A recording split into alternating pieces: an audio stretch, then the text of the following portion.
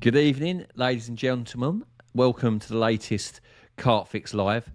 As always, the main purpose of doing this is to answer all your questions. So get your questions in while I waffle on for a little bit. And once I've finished talking about what we've been up to, we'll get round to answering your questions. Anything carp fishing related, anything to do with upcoming films and whatnot. Any questions about bait, watercraft, whatever it may be. So to kick things off, we'll start talking about our most recent session to Three Islands Lake. You'd have seen via our Instagram and via stories and whatnot, Facebook, that we had a really, really good session. Now, prior to our arrival to Three Islands Lake, it had been fishing really, really slowly. There'd been sort of lots of people not catching, having lots of problems with the crayfish.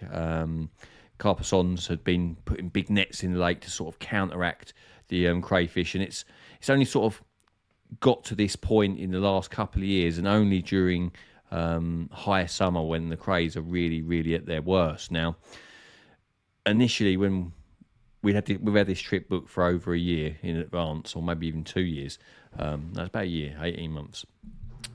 Obviously, you're looking forward to it, and then you're hearing that it's fishing really badly, and you're hearing that the crays are really bad. And my immediate sort of thought was, well, if the crays are really bad, they're eating all the bait, and that's why no one's catching anything. Now, in the sort of run-up to that session, you're thinking, how are you going to overcome that problem? Obviously, the first thing you think is putting loads of bait out. Now, bombing loads of bait out, high summer, the quantities that I was thinking, it's bordering on being impossible. You're talking like 20 kilo, 30 kilo drops.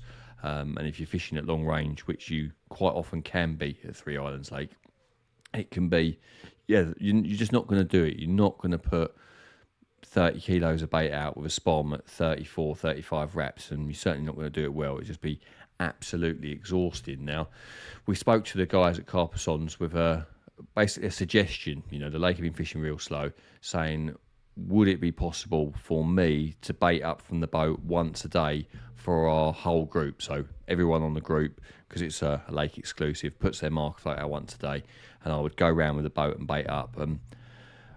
From the get-go, it definitely worked. Not everybody caught, but there was, I think we could caught over 20 fish for the week, which, in the weeks right leading up to us being there, had been literally next to nothing out, a few grass carp here and there.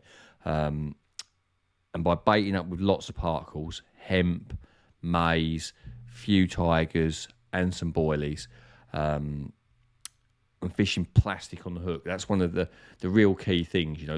What you're trying to create by putting that amount of bait out is to guarantee that there's bait in the water when the fish arrive, and not just a little bit of bait, a lot of bait. If you imagine the crays have been demolishing everything in the weeks leading up to this, the carp get used to not finding any bait, and by putting loads out, not only are you feeding off the crayfish, the carp suddenly got something to get excited about and get on the feed. And when you can get them feeding confidently, you can have a piece of plastic on the hook that's not very attractive. The crayfish finds the plastic, realises it's not proper food very quickly, moves on to the next bit of real food, leaving your rig unmolested, sort of unmauled, the hook point still in fresh condition. And I think that's the real catalyst to why we've done well. Obviously, we were the first people there to have access to baiting from the boat. But the people that have gone on in the week since, obviously we trialled it, and Carpsons have continued to do that for the other guests that have come on in recent weeks. And by looking at their Facebook and Instagram, it certainly worked. But I think the real thing to sort of the take-home message for in my head about that is understand the problem, try and solve the problem. And if you understand why people are not catching and you can solve the problem, in this instance we managed to do that. It might not have worked. The idea we had was to make sure we had loads of bait out of the water, fish plastic on the hook, so it was still fishing when the carp turned up. But the other problem that it could have been would be that the carp are so tuned into the crayfish, and if they're so tuned into the natural food eating the crayfish, I don't know what our plan B would have been, because to put a crayfish on. yeah, but I don't think I can cast a crayfish 35 reps. I don't know about you, but that's we're fortunate that the first idea worked, because if the problem was that they were eating the crays, we would have been real stuck. Yeah, stuck. I think in a situation like that, it's literally you've got you have to come up with what your best plan would be, and there isn't really a plan B. No, because you're going balls deep with taking. I mean, I don't know how many hundreds of kilos of bait we took. Yeah, we had sacks.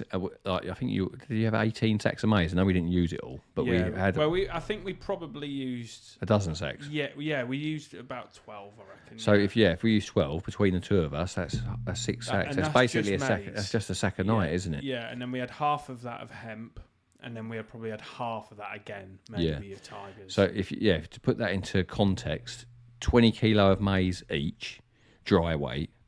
Half a sack of hemp, so that's 7.5 kilo of hemp. Probably 10 kilos of tigers. Wet weight, that's well over 50 kilos. I was putting like 2 of those big buckets as the week went on. I put more and more out. I mean, I don't know how many, a lot. But I think the key really is one thing that I would want to try and get my head around is obviously we're all using, or I think most of us were using little yellow. Those IB quarter, slow sinking dumbbells. Yeah. The 16 millers. Do you think my imagination or my perception of this is we didn't realise, we knew there were grass carp in there, but not that many. We knew there were like a few because I'd caught them there before. So there was a good chance we were going to catch grass carp because that is one of the only other species that were coming out prior to us going, wasn't it? Yeah. So with the amount that we saw, so we took the drone up and I literally saw, I'll put it in the film, there is hundreds. There's got to be minimum 250, all in one big shoals. Like you see, almost like you'd see in the sea. It was crazy. So you're up against those, but obviously they're creating this massive cloud.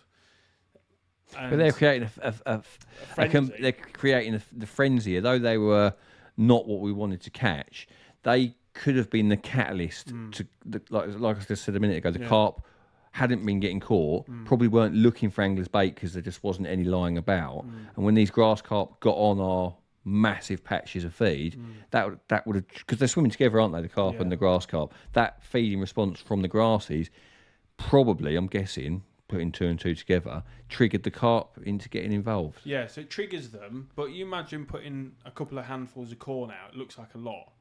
We're putting that much out. Yeah. So how much of this bait, say you've got 80 kilos out there, for example, and I'm talking a tight area, like a bivvy area. Like, it's tight, was it my bait? Your probably bait? Bigger than that. Probably like a couple of bivvies. Probably. But how is over 80 kilos of bait, is most of that bait gone by the time that carp comes in and sees that single little wafter sat there, or are there loads of fish? But do you even think it sees it? Most of the fish that we caught, the carp, were like, some of them, well, not most, say half of them were in the dark. What, are they seeing that? No. I just think that there's so much food on the bottom that they're just going, literally mouth is going in and out, and they're just in an absolute like, well, let's go, boys. Yeah, and especially if they're feeding like that, the water will be coloured as well. Yeah. So the chances of them actually seeing the hook bait. So I think that the dumbbell is very, very inefficient. I was going to ask you, my point was because I tried putting other hook baits on, not other colours, but other shapes and stuff. But if I put a different colour on, do you think I would have got a bite as quick? Probably. At the right time. If I put it out at the right time. Yeah. If we're right in thinking that they're just basically almost accidentally sucking it into their mouth, accidentally. If that's the case, then the colour won't matter. No. But obviously they are flavoured, those dumbbells. One was IB, which is a fruity one, and the pink ones were squid. To be fair, I caught on the yellow one. I had one yellow out to start with and one pink on one spot. The yellow went, and from that moment I changed all to yellow. So did you.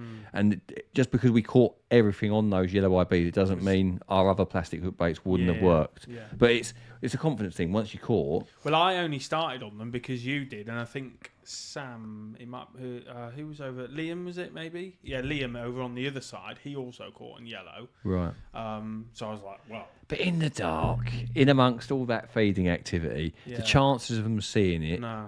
If I had to gamble, I would say they're just sucking it in by mistake, and you're just putting so much feed down, creating such a party that you're hoping one of them draws it in. The key for me, there was definitely, like, if I cast out at, say, after you put the bait out, an hour after that, if I cast out anywhere between 4 and 9 o'clock... In the evening, this is. Yeah, that's when the grass carp were all feeding, and that's when you would have caught a grass carp. I mean, if I carried on, I might have started... Because the carp started we started catching the carp at all different times, didn't we, in the end? But initially, I was only catching grass carp between, like, say, 4 and 9. But I started to cast out for the last few nights after 9. And I had one of those 60s at literally 10 minutes after casting out at 9 o'clock. Yeah. Yeah, but like, it was getting annoying. The grass carp were getting annoying.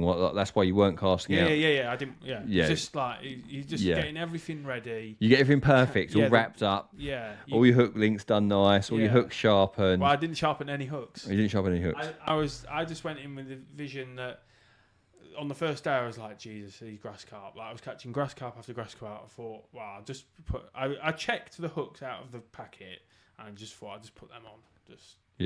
Well, it worked. Yeah, I mean, they're fine. Yeah, it saves you a job. Another job to do. Like sharpening hooks is one. But that film, I'm hoping. Well, it has to go out next Friday because we're on a bit tight schedule just with what's going on at the moment. So that will go out next Friday, and it will. Obviously, it's got a lot of fishing. Yeah. I think pretty much spread out through the week, really. Yeah. There's a bit of pretty steady action, isn't it? Yeah. Obviously, there's the baiting up strategy, as Pecky mentions, a little bit different, where you just go out on the boat and kind of hoof it in. But like you said as well, everyone's doing that, and they're all they all seem to be doing well catching fish. Loads of fish out recently. Yeah, like even one of the 78 was it? Came out? It was either 74, 76, I think. There's been multiple 60s out since we left. So yeah, but it was a good week. It was a shame that not everyone could catch like carp, but the thing is, on lakes with really big fish like that, there's not many lakes where there's loads of big fish and loads of fish in general, and you just catch it. Everyone catches. Carp fishing is you still got to be in the right spot, and everybody can't be in the right spot, which is the thing. There was a few, like obviously I gave that swim up on the last night, and Jordan, one of the lads caught a 49 and a 62, 61. So we caught a 60 at the same time. I caught I think he had a 61 and I caught that 62 common, 62.12. But it was an eye-opening session for me. Prior to going, I had never fished anywhere where the crayfish are really, really rife, high summer. So I'd heard that's the way to fish when there's lots of crayfish. I've heard like mass particle and plastic is the way to go, and now I've experienced it. And that, in my opinion, that's you can fish other ways, tigers and whatnot. There were a lot of crayfish in the margins, but I had a few marks on one of my leads, and that was it. And where I was fishing, there wasn't any evidence. I think you would have done though. If we didn't have all that maize out. No, I reckon if you'd put a boilie on there, I reckon you'd have got a straight boilie. Even if it was in a jacket, even if you put one of those shrink wraps on, I reckon that'd have got done. Yeah. That's what I think. Yeah, I think. Yeah, so if you're going to a crane-infested water... A crane? Cray. Colin if you're going McRae. to crane-infested water, watch the film because it's a bit of an unorthodox way to approach fishing with that amount of bait. But, even if you and fish maize and plastic... maize is cheap. Well, 12. Well, you can get... like a dry weight, you can get it dirt cheap. Yeah, it's like €12 a sack, something like that. Yeah, so it's certainly the everyday angler. Yeah. If you think normal guys taking 30 kilo of boilies to France for a week, for that price you could buy the stove, the gas, and the maize, and still have change. Yeah. Should we talk some questions? Yeah. Okay. Jonathan Cooksley has asked, "Good evening, Darrell and Scott. Darrell, have you used the new rig Danny come up with, the shot on the hook? If so, what success? If not, who has in Corder?" I certainly haven't used it. I know that Tom Stokes has been using a very similar version of it. He's been using a slightly different hook, like a prototype hook. He calls his one the Norton Nailer, which is, I think it's a great name for a rig, not the Norton Nailer. Yeah, I can definitely see some mileage in it. I'm reluctant to change patterns of hook because, it's a lot of the time you fish in difficult lakes, and I'm scared to try new stuff because of the risk of losing something, losing a special fish. And I always use the rigs I do because I'm confident in them. But you cannot deny that a long shank hook with a straight point on a short hook link with a shot on the point with a D-rig turns super, super fast. You're definitely going to convert more bites into hooked carp. I'm not arguing that fact. What I'm uncertain of is to land ratio, and for me, that's something I want to test on somewhere. I need to go to somewhere like Blasford, where I'm really confident I'm not going to lose the fish of a lifetime, and build some confidence in the hook. Because I'll tell you what I really like the look of is Corder have brought out some hooks called long shank beak points. Now I've ordered them, I've got them in my box, I've looked at them, and I've played around with my rigs. I think, cool, they look good, they turn fast. They're aggressive, aren't they? Long shanks. Very aggressive, but like a crowbar, you get more leverage at the eye end, and you will pop pulls. I think it might pop them out a bit. Possibly. Thing is, when I've used long shanks in the past, I've used them with mono hook link straight through, so like fluorocarbon. And what that means is the hook doesn't actually flop down into position. Because I used to use them without a hinge, so they just hook anywhere in the mouth, and you're not getting perfect hook holds. But whereas with Dan's rig, with the hinge on it, it should all swing and work well. But I'm a bit of a stickler for what I know. And although I'm very sort of adaptable to moving swim, new spots, changing baits, I don't like to change my rigs very often because I don't want to lose a really important fish. But like I say, I will mess around with that in time, in the winter on smaller fish venues. And then once I've got some confidence, maybe start to apply that to my fishing. Cool. Just got a slight issue with. Oh, it's gone off now. Yeah, Matt's just put a thing on about the latency. For some reason, the video. I don't know what the feed is like, but it seems to be. It's not dropping frames. It's just been a bit laggy. I think. I'm not too sure why. It's not coming up. It comes up with it down here. Might be all right at the minute. Yeah, let us know if you're having any issues with the stream. It looks to be okay at the minute. Yeah. Well. I'll just turn a few things off and see if that helps. Just turn that one off. Tell you what I'll do. I can do one better. I'll turn this off. Don't need that on at the minute. Hopefully so. Don't cut them all off. If you're watching on, if you're watching on a browser, just refresh. Close that. I will. This is recorded as well, so it should record pretty smooth, and then I can re-upload. Yeah. Let me just open the app on here. I've closed it down. It might be my laptop, to be fair. My laptop's been a little bit weird at the moment. We've got the questions on here. Bear with me. Still lagging. Lagging bad. Keeps lagging, and we are missing some things he was saying. Sound cuts out every so often. Let me just see, like watching a Bruce Lee film with an English overlaid audio. Oh no! Oh no! I can't change. Just wonder why you made this. Let's see how we go. Is it still lagging? But we're not talking, so people can't tell. It's doing it on the app as well. Maybe refresh the app, potentially. Okay for now. Okay. It says it would come up with a warning here. So if that warning's not there, I'm assuming it might be okay. Okay. Right. Let's carry on and we'll see. I'll keep an eye on it. Give us a question. Give us a question. Where are we? We were right up here, weren't we? Lennart was with us last week. Indeed he was. Good evening. Would you please give us an insight in your tactic of laying your main line over branches? Sorry, this is really annoying. It keeps flicking down. Of laying your main line over branches to keep the line out of the water, where and when. Thanks again for the social. It's been fantastic to join you legends, Lennart. So laying your line over branches, how do you kind of... The only place that I've really done that is at Orient. You know, when I'm coming back from a spot, I've placed my rig inside the forest next to a tree, and sometimes it's sort of slightly round the corner, and rather than have your line sunk going in there, and then if it got snagged up, you wouldn't be able to get to your line.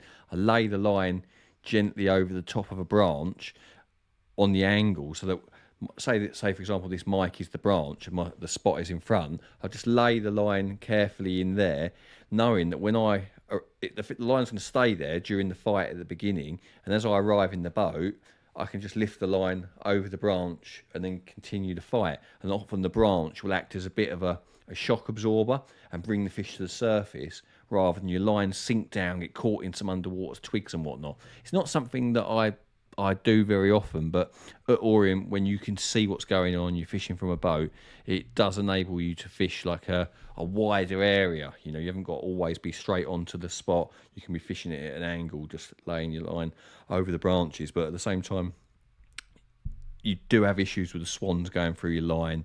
You do have issues with driftweed building up on your line and whatnot. So it's not something I do often, but with big leads, when fishing from a boat, it can help you to sort of open up the angles and get into different spots. Cool. I think I know what the problem was. What?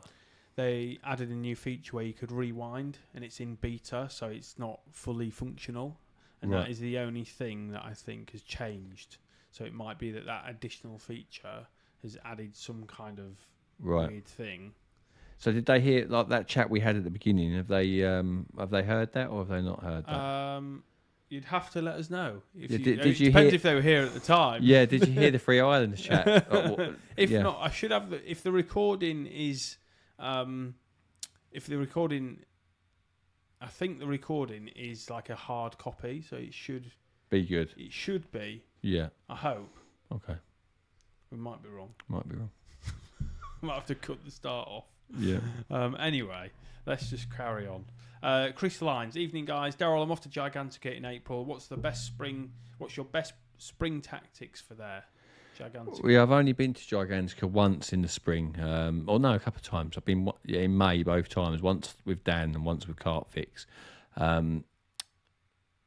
Zigs can be very productive at that time of year. 17 to 18 foot seems to be a good depth. Obviously, the depths do sort of vary slightly from peg to peg and depending on the water level. But over the years, 17, 18 foot zigs have been very, very productive there. And certainly at that time of year. So you're only allowed to fish that on one rod. If I was in one of the central long range swims, that one rod be very important to me. But the corners really come into their own in the spring at Gigantica. The corners are slightly shallower, and rather than the fish holding out in the middle like they do in the late autumn and in the winter, the corners become really good. Swims like the Stock Pond, brilliant swim these days. Used to be sort of one of the last ones to go, not very popular, but over time the trees along the Stock Pond bank have really grown over and the fish have got cover there, and they really, really like that area. So Stock Pond is a good swim in the spring. So is Big Girls.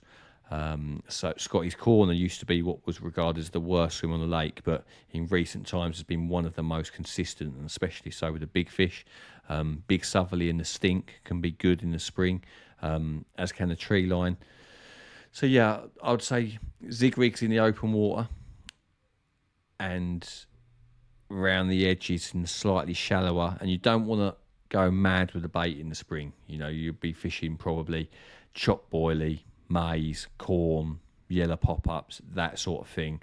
If you're fishing up the bank tight to the margins, and if you're fishing out into the lake, again, you know, easy with the bait on 2 rods, and then probably have a zig out there. Like you can chase the fish around in Gigantica when you're in the middle pegs. You just see them jump in, chuck a zig in their direction, keep constantly moving it around, keeping the sediment off of the zig. And yeah, I think you can do good. It sounds like it was all okay, the 3 eels. It broke up a little bit, but Daniel, Jamie, they all say it was fine and watchable. So okay, cool. Cool. I was getting panicked there. Yeah, I think we're okay. Good. Right, we're not getting far with the questions here. It's fine. Though. What time? Liam Banks, evening lads. Darrell, this could be really annoying. Darrell, when you're using mono long chuck, do you change your clip compared to your braid that you found the spot? As I've found using a 4-ounce lead, there is some stretch and I feel aren't landing on the spot. If so, how much do you change the clip? That is a very, very good question. I find with the long chuck, when you get the rod out of the rod bag and the line is dry, you can go like for like. So you found your spot with your braid. You can mirror that with your mono. So if you found it, let's just say it was 30 wraps. You found a spot 30 wraps of your braid. I would go exactly the same with the long chuck on the first day. But once that line's been in the water overnight, 12 hours, 24 hours, it really does start to take on some water, and as it takes on the water, it gets a little bit softer, and as it gets a little bit softer, it gets a little bit stretchier. Now, in my opinion, that tapered long chuck, that is one of the least stretchy of I've used all of the tapered lines, even the Fox ones, and basically fine mono, the finer it is, generally the more stretchy it becomes, and you can easily, like for example, when I was fishing at Wellington Country Park, I was casting to the island with tapered line. It wasn't the long chuck, it was the sub line, and I was clipped up at 31.5 rod lengths, and I then clipped up my spod rod with my braid at 31.5 rod lengths, and I was really, really short, and that was the real eye opener for me, that how stretchy that tapered subline was. So the braid to my long chuck on the first night, but once it's been in the water 12 hours to 24 and it's absorbed some water, I would take 6 foot off the fishing rod to allow for the stretch if you're hitting the clip firmly and stretching it out. Cool. Isn't it nice with the door open? Yeah. Right. Beer, boobs and techno. Not had that person on. Is that his name? Yeah. Was that the question? No, that's the question is beer, boobs, or techno? No, or it says and techno. Yeah. What length of rod should I use for distance? Being a pissed up short arse. I don't think either of those things affect it. You know, whether you're pissed, whether you're short. A 13-foot rod will cast further than a 12. It just does, but they're a little bit heavier, little bit more wieldy, not as nice to use for general fishing. Otherwise, you just use 13s for everything. You know, there's a reason why, you know, that extra foot is all above the reel seat. So having an extra foot of carbon above the reel seat makes the tip heavier. It sort of changes the balance of a rod. I prefer a 12 for general purpose, and if you want to fish long, then the 13 is better. Cool. Bear with me. This doing it on the phone is not the one. Scott's having the Western tonight. Yeah, it was going so well as well. Sean Prout. Oh yeah, Sean Prout. Quick one before you get too many questions. Best mainline and braid leader for fishing at range, please. Well, it depends if he means mono mainline, because he said braid leader. He didn't say braid. Leader, he didn't say braid to braid. So I'm guessing he's saying braid to mono. Yeah. Armour cord is what I generally use, a 30-pound armour cord, and then obviously you would tie that to your mono mainline. The real key to long range fishing is how thin your line is. That's the number one thing that you can change. Forget your rods, forget your reels. The number one thing that's going to help you cast further is the diameter of your main line. So you'll be looking at main lines with a diameter of like 0.28, 0.30, 0.3233, something like that. And then a braided leader will cast further, fractionally further than a tapered mono leader. When you cast with a mono leader, some of the force that you generate in the cast is absorbed by the stretch in the monofilament. So a braided leader puts all of the force into the rod. For me, I find it much easier to time my cast when using a braided leader. So yeah, I'd use 30-pound armour cord to a thin, smooth, supple monofilament for maximum range. Cool. Leonard Goodyear, is that when are your ready-made rigs being released? I don't know when, but basically I okayed one of the samples of the kickers, which I imagine is one of the key components. Obviously, the kicker was getting it. We want the kicker to be just right. It now is. Now that the kicker has been confirmed, they'll be made, and once the kickers are made, then they can be sent to the rig tyres to have the combi multi-rig. But I'm just going to go out there and say it'll probably be next year. I don't think it'd be quicker than that. Cool. Nat has asked, evening gents, which is your preferred slack lines or tight lines for open, no weed lakes? I always prefer to fish slack if I can. Like people always say, if you're using a slack line, what about bite indication? Bite indication for me is very, very low on the importance list on how important on the scale of what's important.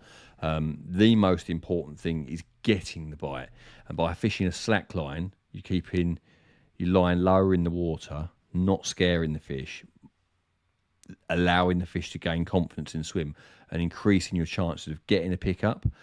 Tight lines can prevent fish. The fish bump the line, they get scared, they stay out, they see the line, they swim away. But with regards to bite indication, obviously tight line is better. So a lot of the time I'm fishing somewhere in between. You know, it's only when I'm fishing really far out, I fish bowstring tight. When I'm fishing quite far out, I fish sort of semi-tight. Medium range, semi-slack. Short range, very slack. So yes, the tightness of my line is generally dictated by what I'm fishing over and how far out I'm fishing. Beautiful. Neil Graves is a new member, loving the content. Apologies for all the mishaps on this live. They're not normally like this. Normally professional. Promise. After watching the latest Cauda Underwater, I was wondering if you are booked to do one anytime soon. If you did, I assume you would chuck out your multi-combi rig, so wondered if you had any thoughts on what the pickup to run ratio would be. Also, based on that video, have your views changed on rig mechanics, and would you make any changes as a result? Great question. A very long question. Yeah, but if you, so I'm guessing he's watched a video. Yeah, I assume. There's a carp called Nemesis that basically comes in, does them loads of time, eats all their bait. Well, I put the combi multi-rig out. It came in, sucked it up first go, and got hooked. So the first carp that come in, it was either the first or the second carp that came in, sucked up my rig. It was Nemesis, got hooked, and the first two carp that picked up my rig, both got hooked. So I was naturally very happy with that and very smug, thinking, yeah, nothing wrong with my rigs, you know. But that wasn't the case every time. Basically, what happened after the first two bites, a fish came in, and I can't remember whether it picked me up or it just spooked by the rig, but it moved the rig, so it wasn't on an anti-tangle sleeve, and the rig basically got blown around the bottom a few times, like back and forth, the hook point getting dragged along the gravel a few times as the fish fed around it. And then when it did get picked up, it got spat out 7 times in a row. Now, Dovey was in the tent at the time, and he was absolutely ripping me, saying, "Oh yeah, you got picked up twice, 2 for 2 you were going on about, 2 for 2. You've just been picked up 7 times." But in my head, I was like, is that because my rig has been brushed across the gravel and the edge has been taken off of my hook point? You know, was it not quite as sharp as I put it out there? Had I not been as fussy with it because obviously I've got a bit of confidence, maybe I'd got a bit, wasn't it as sharp as before? But the key takeaways that I took from my time, that I don't think my film's going to come out because it got cut short because the fish started spawning. I've got the files for that video. Yeah, I'm doing a sync pull for it, so it is coming out. It is coming out. It is coming out, but it might not be till maybe the end of September. Right. Yeah, but basically, I got picked up 7 or 8 times on one of the casts without hooking a fish. But yeah, the key takeaways that I took from it were the fish that came. You always think that the best direction a fish to take your rig is from the rig end rather than the lead end. So from the end of the rig where the boilie is, approaching from that direction. Whereas when I converted the most pickups was when the fish was coming from the lead end, and that is because they're not slackening the rig. They're taking the rig, it's already fully extended, and it hits the lead really quickly. So length of rig is important for how quickly the fish will feel the weight of the lead. And one thing that Dan said that I wholeheartedly agree with, that people talk about fish getting hooked when they blow out the rig. That's like been a big wives' tale that's gone on for years. Blowback rigs, carp spit the rig out, the bait comes out, the hook stays in. Now that is absolute horseshit. Carp get hooked when they tighten the hook link to the lead. That's how the hair rig, how a hook being off of the bait, that's how it works. Just by leaving the bare point available, they tension the hook link, they get hooked. So that's one thing that I took from it. Shorter rigs are definitely more impactful and will turn more pickups into bites. And the second thing that happened to me was my rig got blown on the 360 swivel back up to the tubing, and my wafter and my hook point went under my tubing, which meant it wasn't fishing properly. So it was like difficult for the carp to suck it up. So I have started to incorporate anti-tangle sleeves on my combi multi-rig, but I've only just started to do that, and I don't think I did it in the film. Like I say, I didn't get too long in the hot seat before the fish started spawning and it got cut out. Yeah, but it should coming out that. It should. But so you're editing it? Well, I'm not editing it. I'm doing a sync pull. Basically. What's that? Getting all the important bits of you talking, basically. Right. And I'm going to stitch them all together on one big timeline. It's going to be hours. Yeah. And then Sean Ladd is going to work his magic. Right. They just need someone to do that timely bit. Well, it's not timely. It's quite quick, really. Just go through all the files and cut all the sync out, essentially. Yeah. Yeah, so I've got the files in my bag right there. Nice. Nice. Tom Coffee has asked, hi mate, going to Bluebell for 3 nights. Any tips? I've never fished there before. Also, my springbow net pole has broke the arms off the net. Can you buy a new one? I'd probably say just speak to the guys at Corder. They're pretty good, aren't they? You can definitely get new arms, because I've broken the arms on mine. I jumped on them in my boat when I was at Orient one time. I jumped into my dinghy and snapped the arms on them, and I've had new arms since. But I don't think they sell them as in like in tackle shops. But if you call them, they'll sort it out for you. And what was the other question? So going to Bluebell for 3 nights. I've not been to Bluebell for years, not since the No Privileges films that I filmed with. One of them was with Scott, and one of them was with old Jack Reed, who's now at ESP. But I've only really fished Kingfisher. Very busy lake. Got some really nice ones in it. But if you're going there for the first time, I think Mallard's probably the best. The easiest, with the best chance for take, bigger lake, so you've got more chance of getting on there. But every single one of those lakes has got big fish in it. So my advice would be to go with an open mind, as in you don't know which lake you're going to fish. Don't say, oh, I definitely want to fish Kingfisher, and end up in the worst swim with no fish. Walk round, look for an opportunity, and find a swim with fish in it before setting up, because a lot of the time on busy dating lakes like that, people are just turning up with their mate, setting up 2-3 of them in a row, nowhere near fish, just thinking that there's spom some bait out and the fish are going to come. And obviously I see that all the time. So spend a bit of time looking round for an empty peg with fish in it before committing. Cool. Jonathan Weeks. Hi, Darrell. Hope you're well. I'm just about to head to Twasil this Saturday to fish peg 10. I was wondering if you had any tips or any good spots on peg 10 to give me a head start. Yeah, well, the right-hand corner of the island, like casting down the side of it, sort of basically the island goes round the corner and you're sort of fishing down the marginal slope on the right-hand side at 27 odd wraps is a very good area. It's an interception point. Rather than the fish being there the whole time, it's just somewhere where you will intercept fish during the course of your session. If you watch the film, the Full Moon Monsters film that we done there.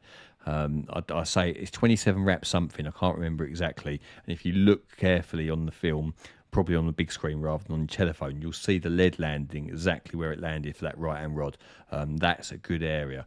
Also, I found a spot there's an alcove in the middle of the island, and I was fishing just left of the alcove between the two trees on the island that form sort of like goalposts, pretty obvious sorts. Again, if you watch the film, you'll see the lead landing, 31 wraps and 9 feet, I believe. That was a really good spot, my most productive spot. And I also found another spot at 29 rod length something further left of the tip of the island. And again, you have to watch the film to see it's I think it's 29 and a half wraps. And that was a soft spot, and I had to fish a helicopter rig to get presentation out there. But they were my top 3 spots in that swim. But yeah, if you watch the Full Moon Monsters film, there's 2 of them, and you'll also see the spot that Scott caught 60 off, which Neil Spooner put us onto. So there's 4 spots straight away to be to starting with. Beautiful. Peter Kingsbury. I've just started using the multi-combi rig and had instant success with landing 4 fish up to 35 pounds on an overnighter. That's brilliant. Yeah, nice. What's your thoughts on ever putting it to the test on an underwater film? Well, I have put it on in front of the Corda cameras, but like I say, it was cut short because of the fish started spawning. I will be on a Corda underwater at some point. And we've got all the equipment to do it ourselves, but we just haven't got round to doing it yet. So the Combi multi-rig will be going in front of it. Has been in front of the camera. Scott's got the bits to be pulling the sink out of it and that. I will start fishing it with a anti-tangle sleeve, and I will start fishing it shorter when I'm fishing small hook baits. In my opinion, when you get the bigger the hook bait, the longer the rig should be. And I don't mean by miles. For example, my booms on my Combi multi-rig have always been around 5 inches, but I'm going to start bringing that back to about 4 inches when I'm fishing like small hook baits like plastic corn, 10 millers and tigers and stuff.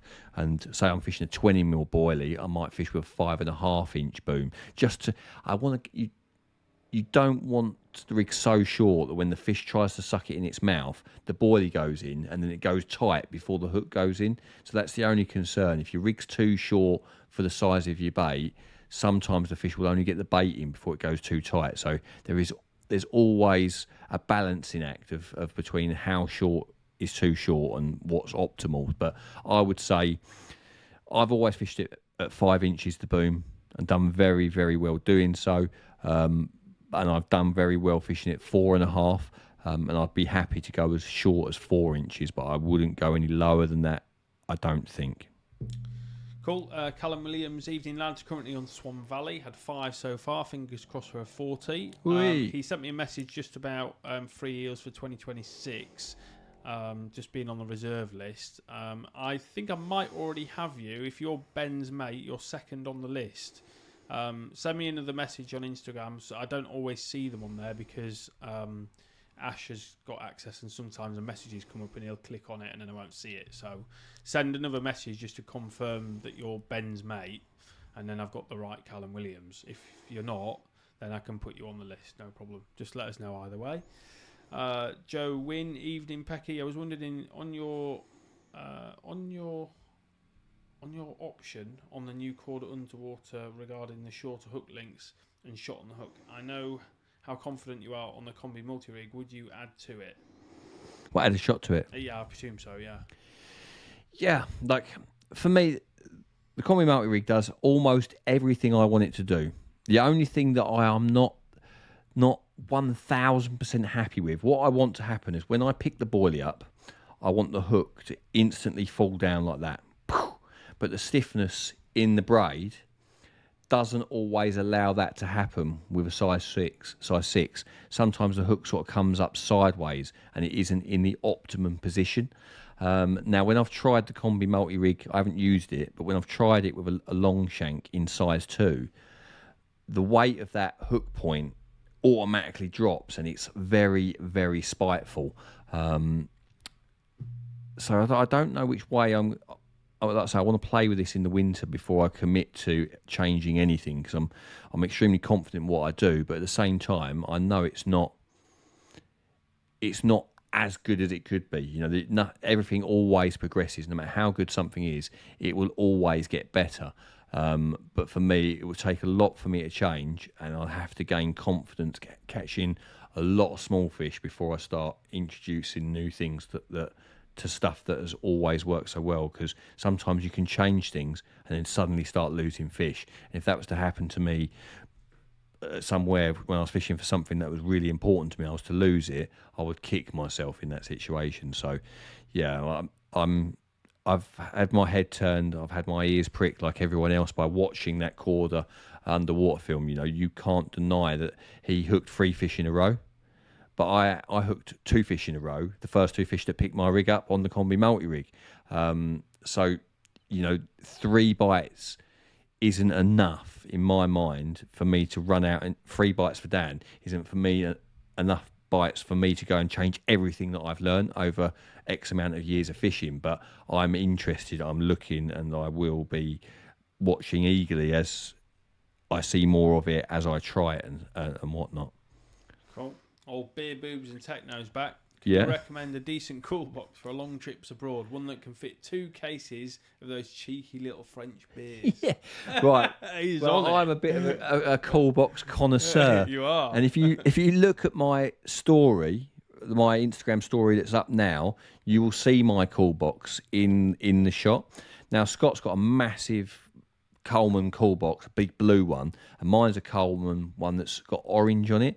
But mine is a much tighter fit on the lid, isn't it, than yours? Yours is quite slack and loose on the lid. The cheap version. Well, no, I don't think. I think yours is bigger, isn't it? Yeah, it's bigger. Yeah. But my one's got a real solidness about it. It's not quite as big as Scott's, but my to keep my stuff cold, I freeze a 10-litre bottle of water. I've got like a chest freezer in my garage, and I freeze 10 litres of water. I put that in my cool box, and that will, in high summer, that will 3 nights really well. It will stretch to 4. Your food will be fine for 4 nights. So like I fished at Orient when it's like the cool box is on the boat. It's 35 degrees all day. It's out getting blazed on, and I can eat my food after being in 4 days.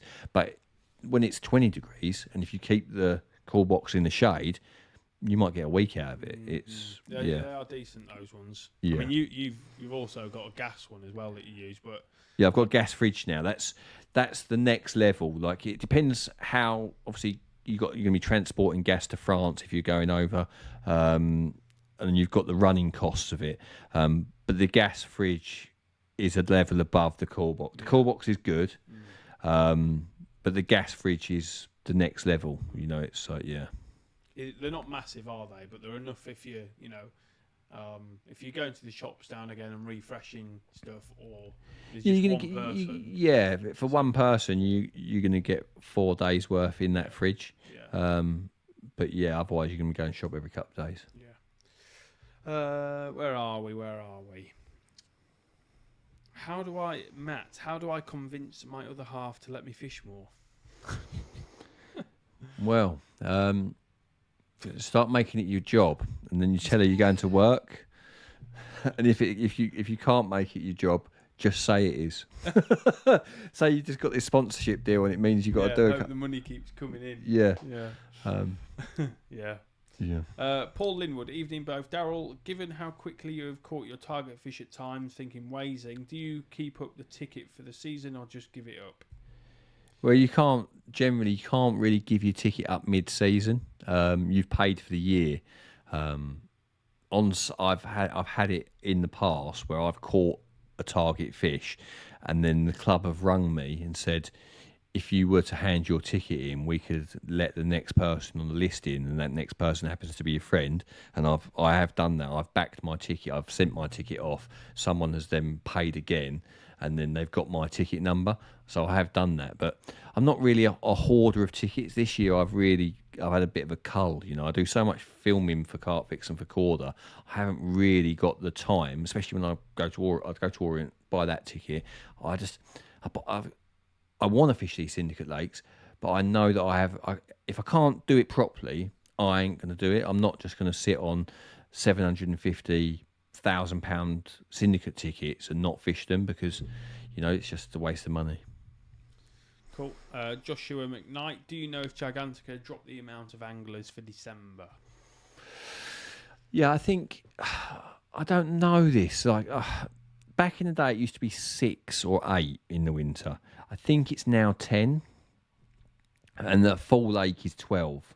So yeah, I think a full booking in the summer is 12. I think a full booking in the winter is 10, but I can't promise that. I think if you go on the website and you go on the availability, it's got it blocked out. Yeah, that's exactly. Yeah, that's how you can tell. Yeah. If you go on the availability, you'll be able to see how many spaces they've sold on those winter weeks, and then we've blocked out a different I colour. think it might be 12 though. I think it might be. I think they might fill it. Possibly. They used to reduce it. They used to. They still do. Yeah. I'm not sure. Yeah, certainly not. It's more than 6 now. I can tell you that. It's definitely not 6. Yeah. Because Stokesy drew ball 7, and someone didn't turn up. Oh, no. Yeah, so there was definitely 8 of us on that week. Oh, right. Supposed to be 8 of us on that week. Right, Craig Barnes. Evening, guys. When you find a spot in 3 to 5 foot of water and you clip up your spon rod, then clip up your main rod, would the swing back on your baited rod be the same as your spod rod? I'm using mono. Using mono on the spod rod? I guess he's surely not. No, I'm guessing he. I mean, well, let's just say he's not. Not. Yeah. Right. The single most important thing, and now Scott Lloyd done a little video on this recently, which reminded me about when we done the Farlow's film, the first one. You know, the single biggest thing you can do is be consistent with where you hold the rod. So let's say you hit the clip on your spod rod, you hit the clip and you let the spod bring the rod so it hits the water you're pointing at the spot. So you've got maximum extension, right? Now, with the fishing rod, a lot of people are holding their rod like this and feeling the lead down like this. So the spod's gone out like that, and the fishing rod's gone out like that. And the difference between that and that is a rod length. You know, so you've landed a rod length short, not by a swing back, by how you're holding the rod. So the single biggest thing that you need to concern yourself is not swing back, it's finishing rod position. You know, if you're gonna hit the clip and go forward with the spod rod, and then you're going to hold the rod like that to feel the lead down, that's the first thing that you need to take into account. So the spod rod needs to be shorter because the fishing rod is higher like that. Personally, I feel that you need to use the marker float to be super, super accurate. And by that I mean I find my spot with my braid. Once I've found my spot, I measure the distance. Once I know the distance, I attach a marker float to the leading rod. I cast out, feel it down as I will with my fishing rod. I let the float to the surface, and then that is what I spom to. And once I've got my clip to my spom, I know the difference. A good rule of thumb, though, if you're going to be casting your spom rod like that and feeling it down like that, and it's not too deep, 6 foot short is there or thereabouts. But if you want to be precise, you've got to do it properly. There's no shortcuts. Cool. Daniel Metcalf. Darrell, do you rate peanuts, and how well do you think they will work on linear, as I've not seen many people using them and I thought it might be an edge? Peanuts are absolutely deadly, and I don't mean as in killing carp. I mean deadly as in they're very, very good and very underused. Now, tigers for me get better. I won't say that. No, I'm going to change that. For me, tigers can be used fresh, on the turn, slimy, and gone off, and they seem to, I can't tell you when they're best. I've caught so many when they've been boiled the day before. I've caught them when they smell like vinegar and alcohol and absolutely rank.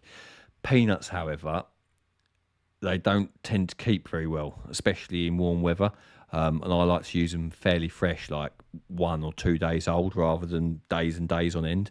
But I reckon if you went to linear and spommed out, I don't even know if they're banned here, so yeah, I would take that. Check the rules. But one thing you can bet is there's more people spomming out worm and pellet and stuff like that than we spomming out peanuts. And peanuts are very good. I'll tell you a really, really old story. I went to Newlands Hall as a kid when I used to use Richworth boilies at the tackle shop when I was just beginning. And if you'd done 24 hours fishing stringers, catapult, and a couple of these like Tutti Fruities or Plum Royale boilies out, you might catch 3 fish in 24 hours. That's sort of how I used to when I first started. One time I went down there with buckets and buckets of boiled up peanuts, and I just could not keep my rods in the water. It was like night and day. So yeah, on lakes that haven't seen peanuts, they can be very, very, very good. Cool. Glenn White, going to Gigantica on the 31st. Any tips for this time of year? Never been to 31st Gigantica. of Gigantica? Yeah. 31st of this month? I guess so, yeah. He'll be passing over from me. Oh. So Glenn White. I will be there on the Saturday morning, or I might have just left by the time you arrive. But yeah, brilliant time of year. In my opinion, the best 3 months of the year on Gigantica are August, September and October. It's definitely getting harder in October. But like I say, you're going the 31st of... you're going at absolute prime time. It doesn't get any better than that. For me, the most guaranteed swims are Coes, Alamo and Alcatraz. For me, they're always going to be my top three because they're in the middle, and the fish always go to the middle at some point during your session. There will always be a lot of fish in the middle at some point.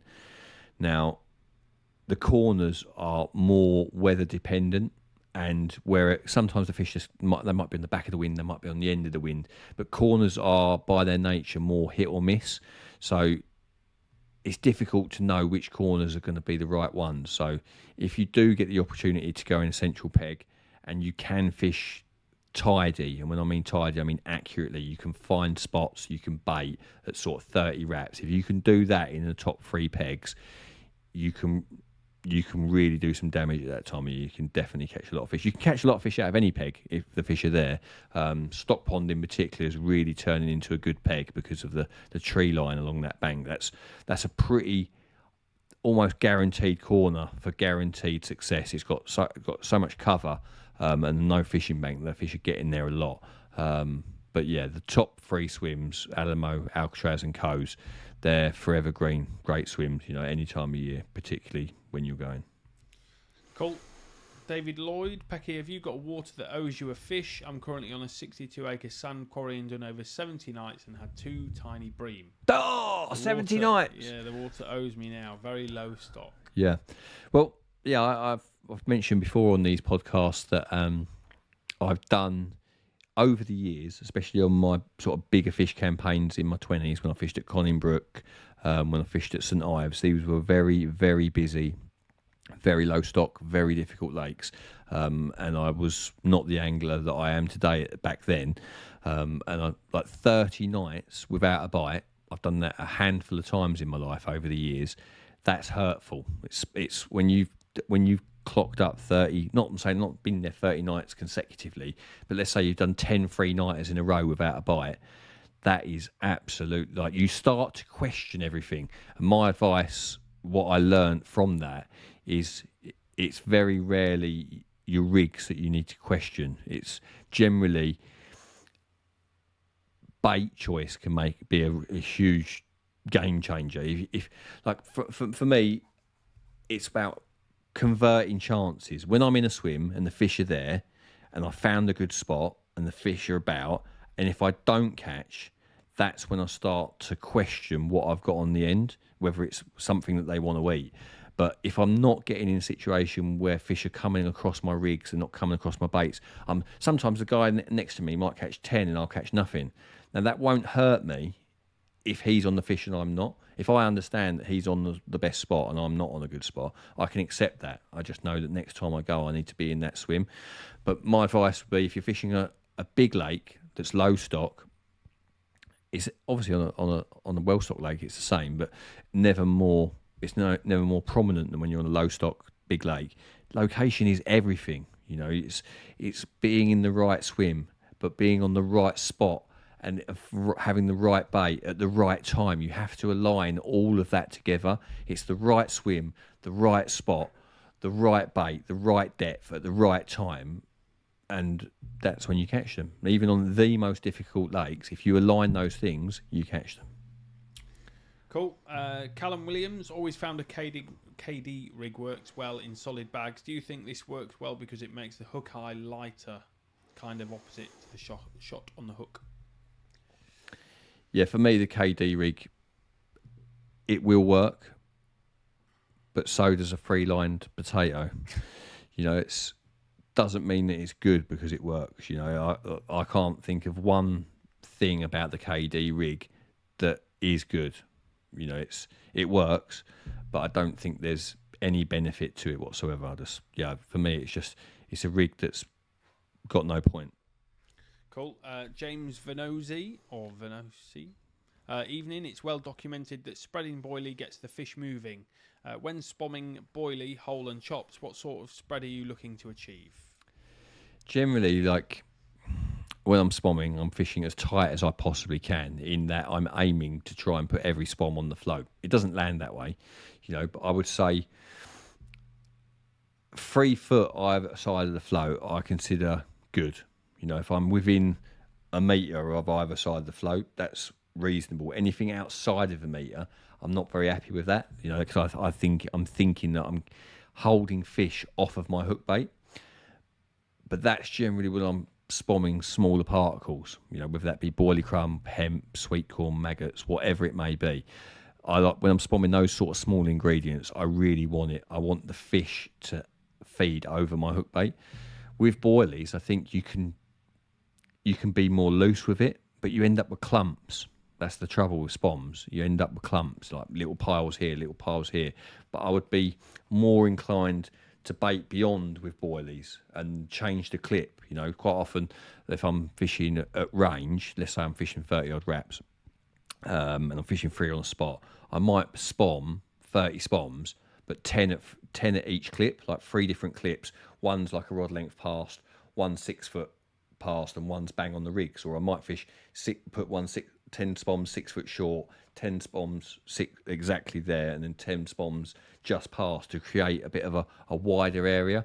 But it still will be patchy. You'd need to put out literally 100 spoms to hope for any sort of even sort of thing. Otherwise, it's always going to look like piles. It's going to look like clumps, like little PVA bag clusters on the bottom. Well, not as tight as that, but it's going to look like, a spom that's opening up the boilies is probably not opening up much more than a dinner plate. So all of the boilies within that spom are probably landing on a dinner plate-ish on the bottom, and depending where they land, you'll have 2 spoms that land very close together, and those 2 plates will be intermingled. Then you'll have a few crap spoms that have like kited around in the wind, and you'll have a plate over there. Everywhere. It's not even. When we were going out when I was going out in the boat at Three Islands, I was trying to paint the spot. So I'd do like 6 foot past, a big line, but like 6 foot line, 6 foot past, and 6 foot line, 3 foot past, and 6 foot line bang on the float. And I was trying to paint a rectangle as evenly as I could. It certainly works. Not going to be perfect, but I in an ideal world, I love an even spread of boilies, like little gaps, not too big a gaps, just like 6 inches between every boilie over like, I don't know, over half a tennis court would be nice, or even. I've never heard someone say they've painted the bait going out. That's how I was thinking of it though. I was trying to paint an even art of baiting. Yeah, the art of baiting from boats. Talking of PVA bags, actually, any good tips for someone using PVA bags for the first time? It's from Richard Collins. Tips for using PVA bags.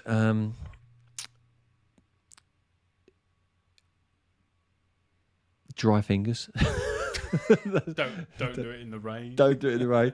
The biggest one for me would be being careful of your hook point when you're patting it down with the lead. If you're using sharpened hooks like I do, I'm like very conscious of like smashing the hook to bits with lead and getting it all tangled up. Rob Burgess is the solid bag master. His things are a work of art.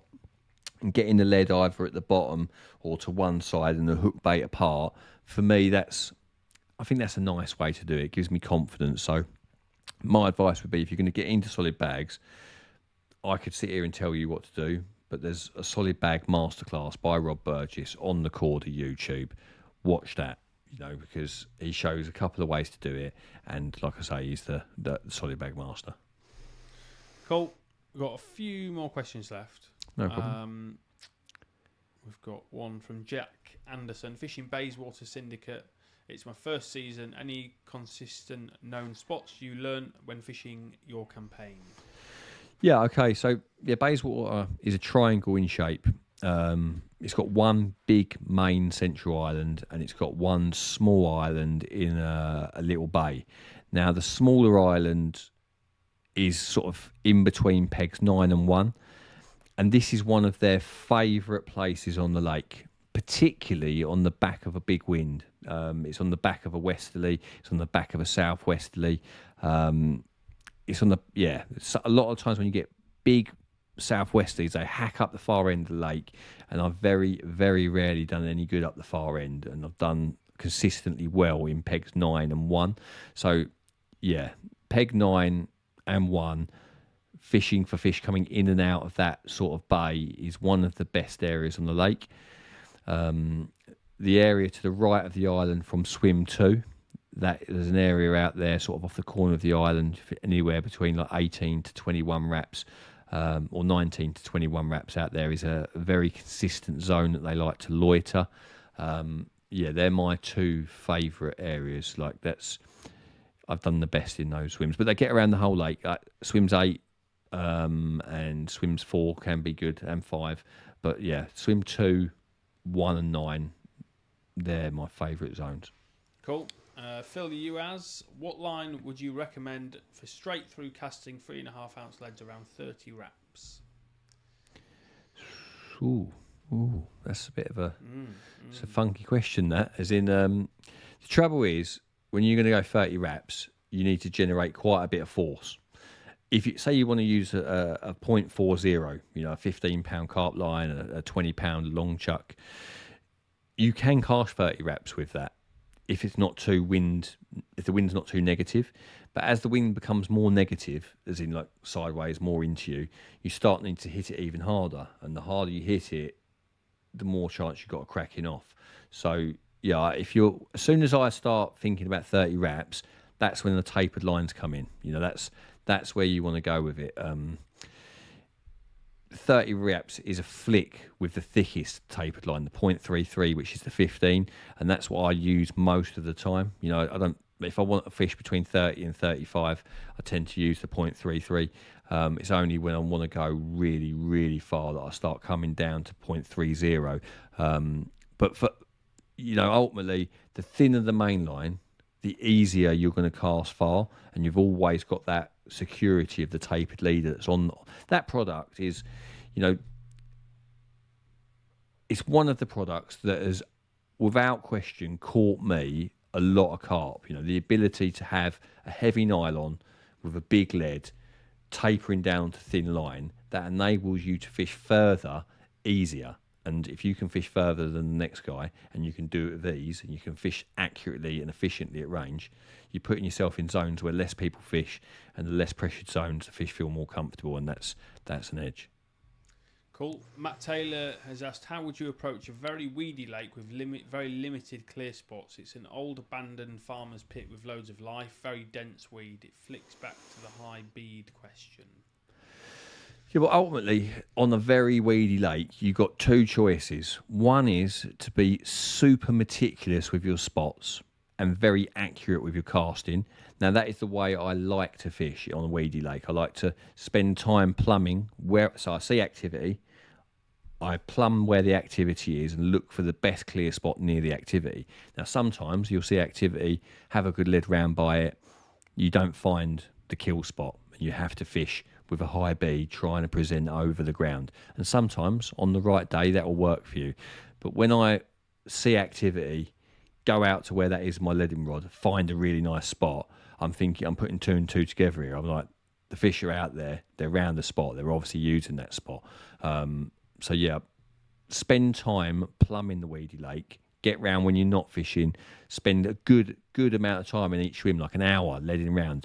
Wrap sticks, write down, take a picture of the swim with a little icon or little marker on the photo showing what tree you're casting at. Write down in your notes how far it is to that spot.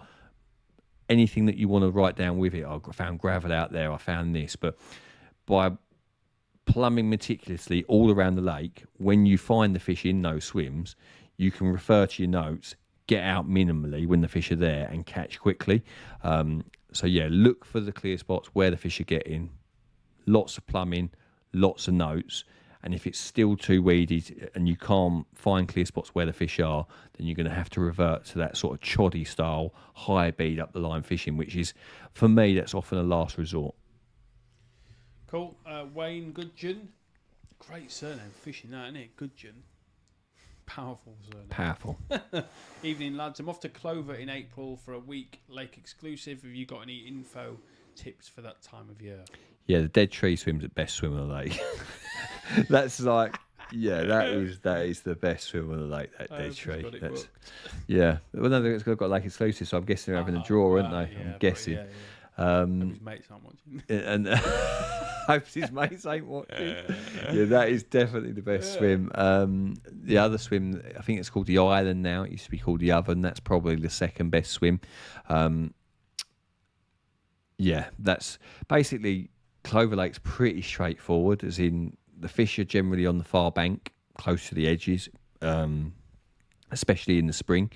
You won't need much bait. You'll basically be looking for, they've ripped all the snags out, but anything that's got a little bit of cover will be holding fish, especially in that dead tree swim. And you'll be fishing close to these sort of remaining snags, super tight, handful of bait over the top, braided main line, hit and hold on the take. There's a cord of film coming out. It'll come out before you go. There's a film with me and Tom Stokes fishing Clover Lake. Scotty was there. Comes out September, 1st September, I think. Comes out 1st September. I think so. Yeah, so there's a me and Stokesy on Clover Lake coming out on the cord of YouTube around September. You'll see exactly how we fished it, and that was at the end of April, and we caught a lot. You know, Stokesy got off to an absolute fly. As soon as he got in his swim, he was just catching loads. It was dead for me for the first sort of 36, 48 hours. The fish then moved out of Stokesy's swim after he gave him a kick in. I had him in front of me for a couple of days, caught quite a few, and then at the end of the trip, they move out of my swim back on the Stokesy, and he catches a load more. So, you'll get a very good insight to the spots that we fished, the style that I've just explained, tight to the far bank, small traps, braided mainline, hit and hold sort of fishing. It's pretty straightforward because of the boat and because the water's clear and you can see the bottom. You'll see a fish jump on the far bank. You go out there straight away, an hour later, whatever, where you saw the fish, you'll see a clear spot on the bottom. You lower your rig down, you can see it all kick out, put a handful of bait over it, and it's very, very simple. Nice. Right, we have got a few more. Okay. But they're very, That's we fine. might as well do them because we're right at the end. Yeah. Mark Castle, I've been using Pecky's rig and I'm a bit worried about mouth damage. My last fish suffered a bit, which I treated. I've copied how you have made yours. Have you suffered from that, or have I done something? Well, I have had mouth damage when I've used sharpened hooks with young fish. I don't think it's the rig, in my opinion. I don't think that there's nothing on that rig as such that it's going to cause any form of mouth damage. But I have noticed when you're using sharpened hooks for young fish with soft mouths, and if you're pulling hard with stiff rods or snag fishing, then I have seen mouth damage. You know, I've seen the hooks sort of cutting in the fish's mouth. But on the flip side of that, it depends on the lake. You know, you go somewhere like Norton Disney where the fish are very young and you're fishing with sharpened hooks, you know, you might get a little bit of mouth damage with a young carp on a sharpened hook. But then you go somewhere like Three Islands or Gigantica with older fish that are sort of in lakes that have got mussels in, more rubbery sort of lips. It doesn't matter what, if you've got a sharpened hook on or non-sharpened hook on, you just don't get any mouth damage at all. But for me, I think it certainly isn't the rig, but if you're using sharpened hooks and you're fishing somewhere with really young carp, or you're fishing somewhere that's got a really soft bottom where the fish have got soft mouths, you can get mouth damage when you're using sharpened hooks. Cool. Stephen Welch. Hi, Scott and Darrell. On my recent trip in France, I had a very good week, landing 16 fish. 6 have been 40 plus.